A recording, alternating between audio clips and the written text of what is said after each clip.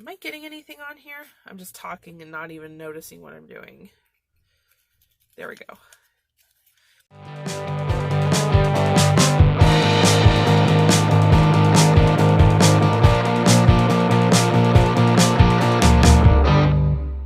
Hi guys, hey, how are you? I just recorded my whole intro and I wasn't recording yet, so today's video is one that I have been meaning to do for a while, that I actually wanted to do way back when, and I never got around to it. And then, well, my little selection of perfumes that I wanted to talk about diversified, and so now we're going to talk about them.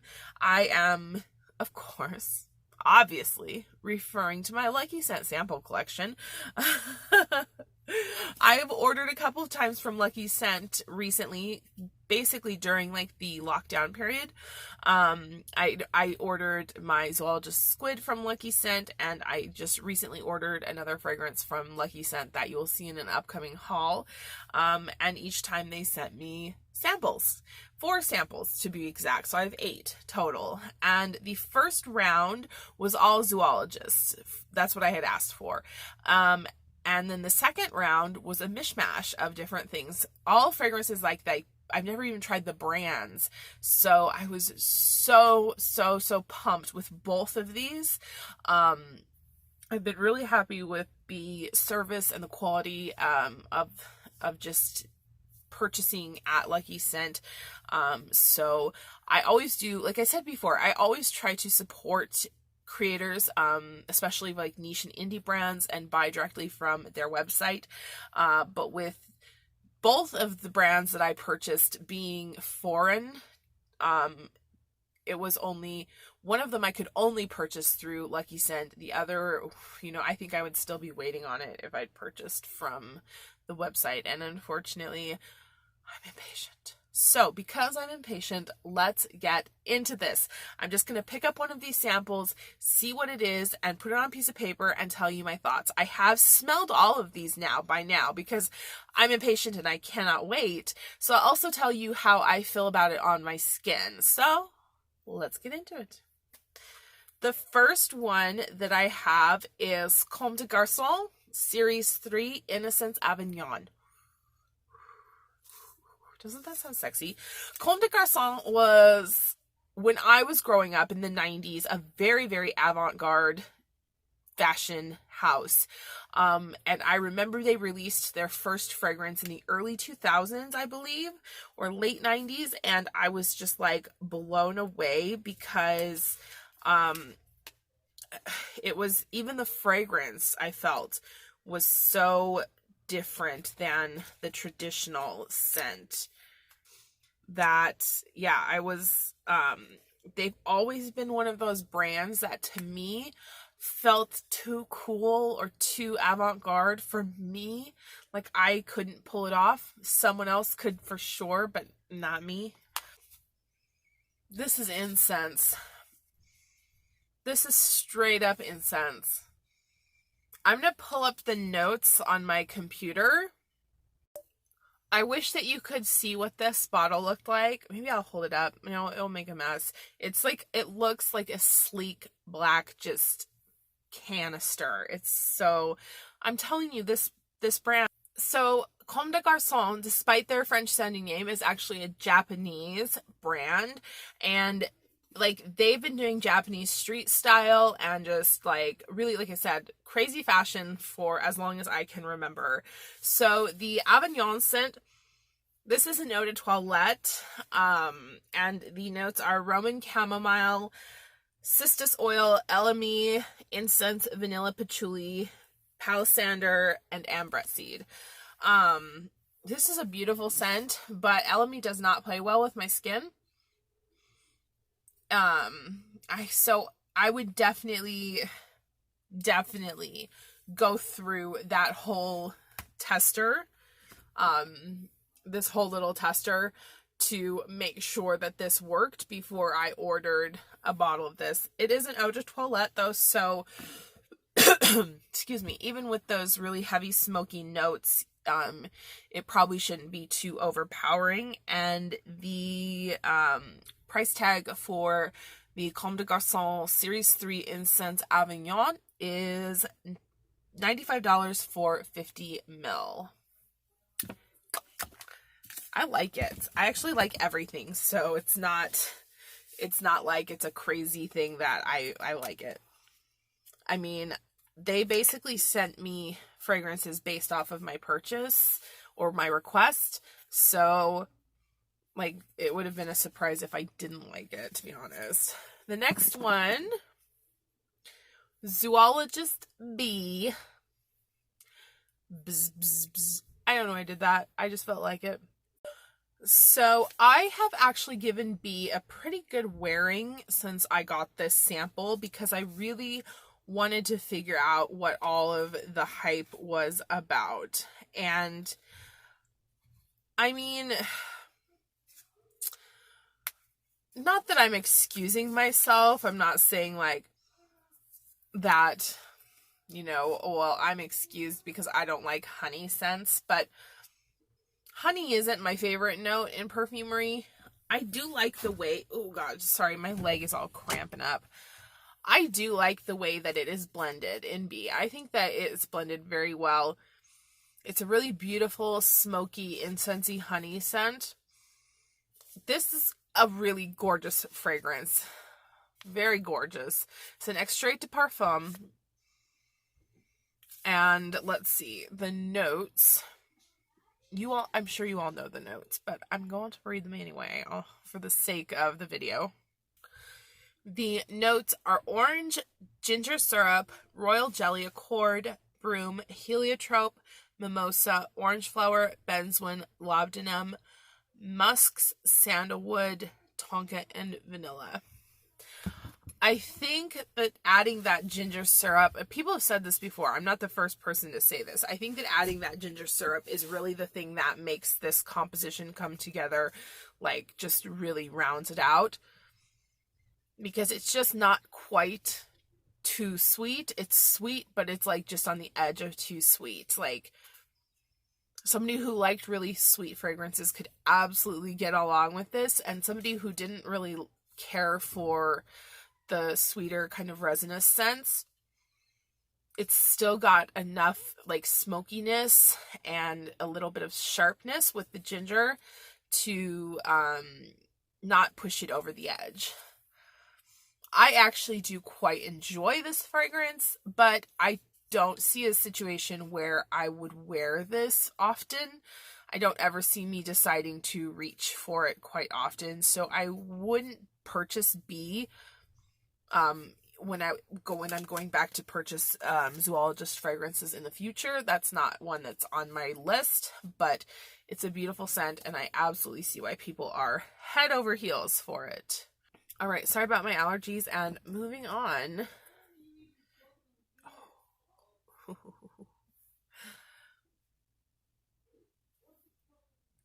So the next scent that I have was probably the one that I was most excited about. I like literally squealed when I saw that it had been included, and it is from Profumum. It is the scent Ambra Aurea.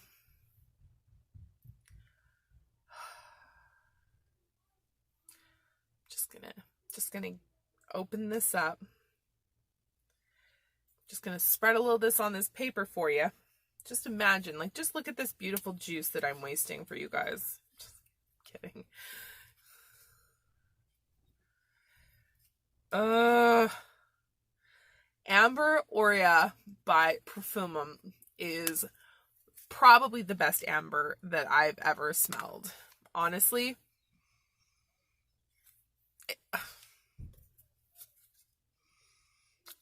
And it's this good on paper. It is amazing on the skin. This immediately went on my wish list, my Lucky Scent wish list, like fast. Oh, I forgot to tell you the pricing for Bee. I believe there is $195 for a 60 ml bottle. I'll check that in a minute. I'll go back to that.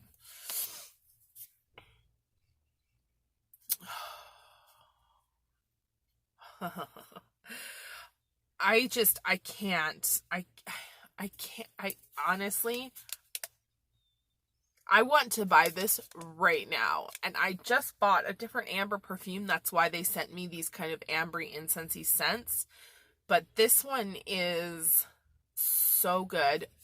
Like the best amber I've ever tried. So good. So good. So the only note that is listed for Amber Aurea is gray amber or ambergris. That's it. But there's definitely, like, you can tell that there's more to it. But it's so well blended that you can't even pick out, like, a single thing. It just is like this smooth, rich, slightly creamy, ambery scent. It has a hint of like smokiness or darkness, a hint of saltiness. When my partner smelled it, he said that it smelled like a weird salty chocolate. He doesn't have appreciation for scents. Oh, it's so beautiful. It's absolutely beautiful. This fragrance was released in 1998, so it's been, out. It's been out for a while. And yeah, I'm assuming that most people that are into niche are already familiar with this fragrance, but it's new to me, and it's just flippin' bomb. It's bomb. So 100 ml is what this is selling in, and it goes for $265 US. Not the worst price point, okay? Let me even be there. For this quality, you can just like tell there are more expensive fragrances that are not this quality. And let me go back for you. Sorry, I keep going out of frame. I'm going to go back to B and get that price for you. Now, again, this is just Lucky Scent's pricing. I believe Lucky Scent prices as close to the niche retailer as possible, but I think that in some cases, there's either, a change in regards to currency conversion or whatnot, but it's pretty much going to be the same across most of the fragrances. So yeah, so B is available in 60 mils for $195. So that's just like I was thinking. The next one we have is Zoologist Sloth, and I got Sloth, and I also got the new Bat, which had both just been released when I purchased Squid, so they sent those two to try. So Sloth is up next. I can already tell you that Sloth and Bat are not my favorites. I did get one from Zoologist that I really loved. That absolutely went onto my wish list to buy, but it wasn't Sloth or Bat. And I know Sloth is supposed to really have like a kind of changing composition, but I just found it to be very green, quite simple, and maybe that was the point, because it's a sloth, right? Yeah, it's just kind of green and earthy. I didn't like it on my skin. I'm not loving it on paper now that I'm smelling it. I do pick up something that's like vanilla or tonka or something sweeter. Let me look at the notes. Again, this is an extrait de parfum. Sloth has chamomile, acai berry, lavender, violet leaf, marigold, beeswax. Okay. Sloth has chamomile, acai berry, lavender, violet leaf, marigold, beeswax, anise, jadamancy, jasmine, cumin, hay, frankincense, myrrh, mushroom, oak moss, vanilla, and tonka. So you can smell some of those like sweeter base notes, the vanilla and tonka. I can smell the hay. Like hay stands out very obviously to me in most perfumes. It has a certain sort of hay scent that I grew up smelling. But the rest kind of just smells like a muddy metal of green. And I don't really love it. So yeah, I don't. So Sloth, of course, Extrait de Parfum. This is 60 ml, but this is retailing for $165. Yes. Okay. So yeah, not my favorite, that's for sure.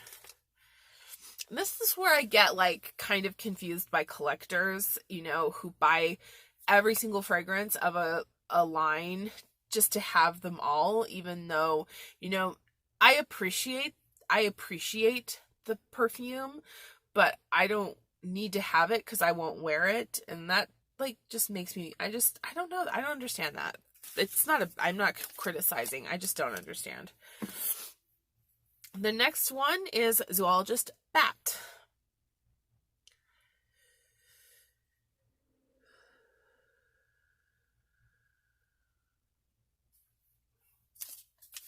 So for Bat, oh, I remember that this one didn't offend me quite as much as Sloth did, but I haven't tried it since then, so it's hard to know.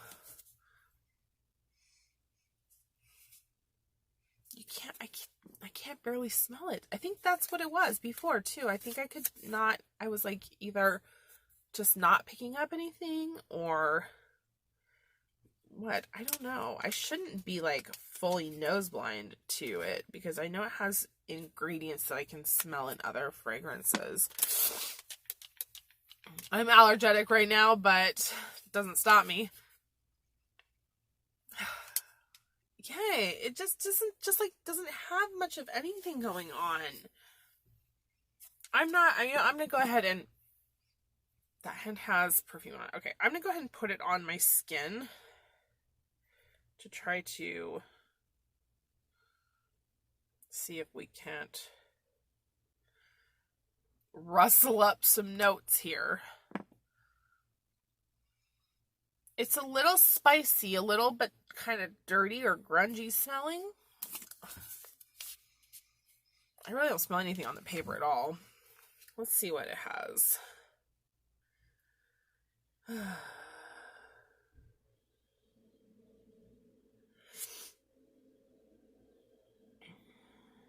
Okay, so on Lucky Scent it says, please note this is a brand new 2020 reinterpretation of Bat from perfumer Prin Lomros.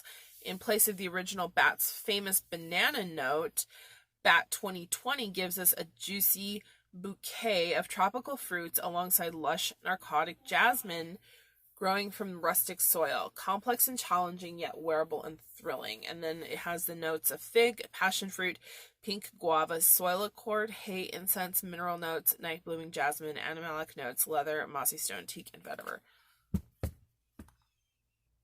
I can smell vetiver. Oh God. Hay. Of course. I don't smell anything fruity or floral, really. Minerally, yeah, maybe. It does smell like a wet cave, like a damp cave where bats might be hanging out. So, yeah, I mean, as beautiful as I'm sure that this fragrance is, it's not doing anything for me. It is an Extrait de Parfum. You do purchase it in 60 ml for $165. It's one of the ones I have to pass on, unfortunately. Next, we have from the brand. Shoot, you guys, I paused the video and I don't know when I stopped. So I'm assuming it's when I went to go read this. I hope. Anyway, what I was saying was that the notes for this Le du Desert Marocain, I believe, is the Moroccan desert wind. Moroccan desert wind. And it says that the notes are coriander, petitgrain, lemon, bergamot, jasmine, cistus, bourbon, geranium, cedarwood, vetiver, vanilla, patchouli, and ambergris. And like I was saying when the camera was paused, I definitely don't get all of those notes, but the notes that I do get are so like beautiful and so nicely elevated that you can see how these other notes that you don't maybe smell, that you can see how they affect them and how they bring out the best of them. It's a really beautifully blended fragrance.